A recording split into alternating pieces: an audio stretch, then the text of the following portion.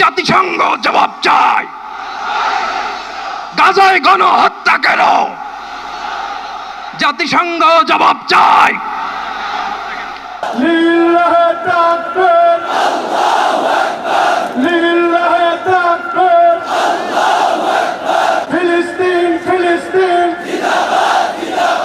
ফিলিস্তিনে ইসরায়েলি বর্বরতায় যখন নিশ্চুপ গোটা বিশ্বের মুসলিম রাষ্ট্রগুলো, তখন বাংলাদেশ জানিয়ে দিল রুখে দাঁড়াতে হবে এই আগ্রাসনের বিরুদ্ধে। ফিলিস্তিন ফিলিস্তিন, আল কুদুস আল কুদুস, ফিলিস্তিন ফিলিস্তিন। গাজার হাজার হাজার শহীদ ও নারী শিশুদের জন্য হৃদয়ে যেন রক্তক্ষরণ হচ্ছে বাংলার মুসলমান ও শান্তিপ্রিয় মানুষের। ঢাকার মার্চ ফর গাজা কর্মসূচিতে অংশ নেয় লাখ লাখ মানুষ। বলা হচ্ছে ইসরায়েলের বিরুদ্ধে দেশের ইতিহাসের অন্যতম এই গণজমায়েত। স্পষ্ট বার্তা আসে, গাজা উইল বি ফ্রি। اليوم نحن نشاهد في فلسطين أن إسرائيل تهجم في هذه الأيام وفي الأيام القادمة على الإسرائيليين المظلومين منذ 70 عاما أو أكثر من ذلك। যে জমায়েতের শুরু হয় সকাল থেকেই, দুপুর না হতেই সোহরাওয়ার্দী উদ্যানের এই গণজমায়েত ছড়িয়ে পড়ে Ramna park, press club Paltan, Shahbag, Bangla motor সহ পুরো ঢাকা শহরে।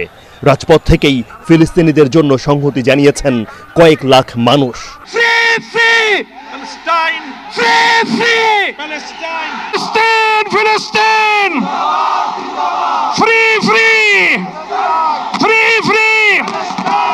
দুপুর হতেই একে একে ছুটে আসেন ইসলামিক আলোচক মিজানুর রহমান আজহারি, শেখ আহমদুল্লাহ, বিএনপির সালাউদ্দিন আহমদ, জামাতে ইসলামের মিয়া গোলাম পরওয়ার, এনসিপির হাসনাত আব্দুল্লাহ সহ দেশবরেণ্য ইসলামী চিন্তাবিদরা।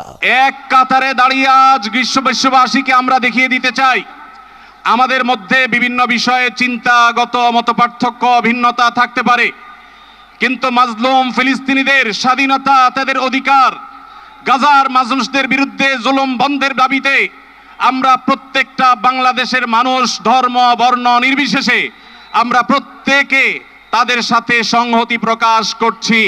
আজকের এই মহাসমুদ্র, জনসমুদ্র ফিলিস্তিনের প্রতি, আল আকসার প্রতি বাংলাদেশের জনগণের ভালোবাসার বহিঃপ্রকাশ। ভৌগোলিকভাবে আমরা ফিলিস্তিন থেকে অনেক দূরে হতে পারি, কিন্তু আজকের এই জনসমুদ্র প্রমাণ করে আমাদের এক একজনের হৃদয়ে, বুকের ভেতরে বাস করে এক একটা ফিলিস্তিন। আমাদের হৃদয়ে বাস করছে এক একটা গাজা, আমাদের হৃদয়ে বাস করে এক একটা আল কুদস। চিৎকার করে বলুন ঠিক কিনা? জাতিসংঘ জবাব চায়। গাজায় গণহত্যা কেন? জাতিসংঘ জবাব চায়। 65% পর্যন্ত বিদ্যুৎ সাশ্রয়ী হাইসেন্স এসি, যার ফাস্ট কুলিং মোড দ্রুত ঘর ঠান্ডা করে। হাইসেন্স। বিকেলে মার্চ ফর গাজা কর্মসূচিতে ঘোষণাপত্র পাঠ করেন সাংবাদিক মাহমুদুর রহমান। এই বিশ্ব ব্যবস্থা দখলদার ইসরায়েলকে প্রশ্নবিদ্ধ না করে বরং রক্ষা করার প্রতিযোগিতায় নেমেছে, সেহেতু আমরা জাতিসংঘ ও আন্তর্জাতিক সম্প্রদায়ের প্রতি জোরালো দাবি জানাচ্ছি। এক, জায়নবাদী ইসরায়েলের গণহত্যার বিচার আন্তর্জাতিক আদালতে নিশ্চিত করতে হবে।